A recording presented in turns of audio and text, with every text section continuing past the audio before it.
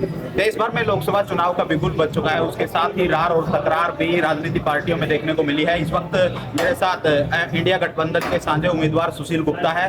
गुप्ता जी, आपने चुनाव प्रक्रिया जिस प्रकार से तेजी से आगे बढ़ रही है, उसके साथ ही रार और तकरार है। अभी जो परमिशन को लेकर बात सामने है, क्या था? देखिए, रार दरकार नहीं है। अगर election commission Bharatiya Janata party के इशारे पे बाकी राजनीतिक दलों को गालियां देगा, गालियां देके उनके परमिशन कैंसिल करेगा, तो ये सर्वथा सभ्यता के भी खिलाफ है, कानून के भी खिलाफ है और इस देश के संस्कारों के भी खिलाफ है। भारतीय जनता पार्टी चुनाव के मैदान में अकेला रहना चाहती है, हमारे नेताओं को जेल में बंद कर देती है, कांग्रेस के खाते सीज कर देती है, परमिशन मांगे तो गाली दिलवाती है। तो ये देश के अंदर पहले ऐसा कभी नहीं हुआ और यही कारण है कि आज पूरे प्रदेश में और पूरे देश में भारतीय जनता पार्टी से लोगों के मन में नफरत है। सर, जिस प्रकार से आपने परमिशन मांगी थी, वो कौन से कार्यक्रम थे जिसको लेकर परमिशन मांगी?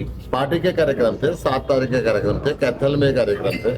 कैथल के कार्यक्रम वो है अभी भी, बाद में उन्होंने परमिशन अलग से दी है, परंतु रिजेक्ट करना, गाली देना, ये संज्ञान में दिलाने के बाद में वो जो मर्जी बोलते रहे, परंतु ऐसा हुआ क्यों, ये तय करना इलेक्शन कमीशन का काम है। आप नियमों के साथ चल रहे हैं, लेकिन भाजपा है वो कहीं ना कहीं नियमों की बैरिकेडिंग को तोड़ के आगे बढ़ रही है, तो क्या लगता है समझ से बैठेगा इसमें? देखो, वो तो कानून तोड़ रहे हैं, कानून को उन्होंने अपने हाथ में लेना है। बिना, आज तक इस देश में ऐसे नहीं हुआ कि 2 मुख्यमंत्रियों को बंद कर दिया जाए।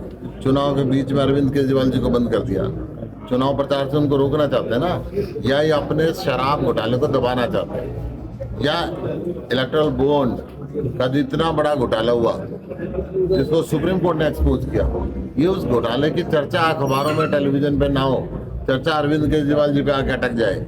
ये कई तरीके से अपना दिमाग चलाती है बीजेपी, इलेक्शन के दूर करना, अपने घोटालों को दबाना और चुनाव आयोग पे दबाव।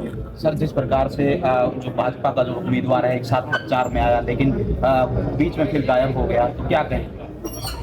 10 साल से गायब था, अभी गायब होने का नई बात थोड़ी ना है। आज भी गायब है वो, चुनाव के बाद भी गायब रहेंगे। तो क्या कहेंगे नवीन जिंदल को? प्रधानमंत्री ने भी उनके ऊपर बयान दिया था। वो नवीन जिंदल को स्पष्टीकरण देना होगा, क्या प्रधानमंत्री झूठ बोल रहे थे? अगर झूठ बोल रहे थे तो बोलेंगे प्रधानमंत्री ने झूठ बोला, अगर प्रधानमंत्री ने सच बोला है तो सरकार के पैसे जमा कराएं। झूठ बोला तो जनता को बताएं कि प्रधानमंत्री ने झूठ बोला है। मुझे ऐसा लगता है वो एक कमजोर कैंडिडेट है, अपनी सच्चाई नहीं बता सकते तो देश की सच्चाई क्या रखेंगे, कुरुक्षेत्र की सच्चाई क्या रखेंगे, कैथल की सच्चाई क्या रखेंगे। यहाँ पे मर्डर होते मंडी में, वो गायब थे। यहाँ पे दोबारा फिर मंडी में मर्डर हुआ, वो गायब थे। यहाँ पे कोरोना आया, वो गायब थे। यहाँ पे बाढ़ आई, वो गायब थे।